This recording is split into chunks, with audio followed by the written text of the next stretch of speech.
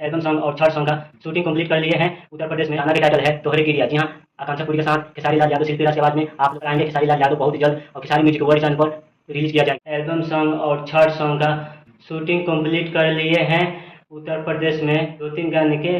जी हाँ, आप लोगों को बता दें कि खेसारी लाल यादव अब फिर से एक बेहतरीन गाना, बैक टू बैक गाना आप लोगों के बीच लेकर आने वाले हैं। जी हाँ, आप सभी के बीच में खेसारी लाल यादव का पहला छठ गीत आ गया है दीपावली के शुभ अवसर पर ग्लोबल म्यूजिक जंक्शन से। जी हाँ, आप लोगों को बता दें कि खेसारी लाल यादव कोमल सिंह के साथ बेहतरीन गाने थे। जबरदस्त एक्टिंग खेसारी लाल यादव और कोमल सिंह के साथ आप लोगों को देखने को मिल गया है। खेसारी लाल यादव का पहला छठ गीत आप लोगों को कैसा लगा होगा, आप लोगों को बता दें कि जरूर अच्छा लगा होगा। पहला छठ गाना खेसारी लाल यादव के। दूसरा छठ गाने के बहुत ही जल्द आप लोगों के बीच पोस्टर और टीजर रिलीज किया जाएगा। जी हाँ, आप लोगों को बता दें कई फिल्मों का शूटिंग चल रहा है।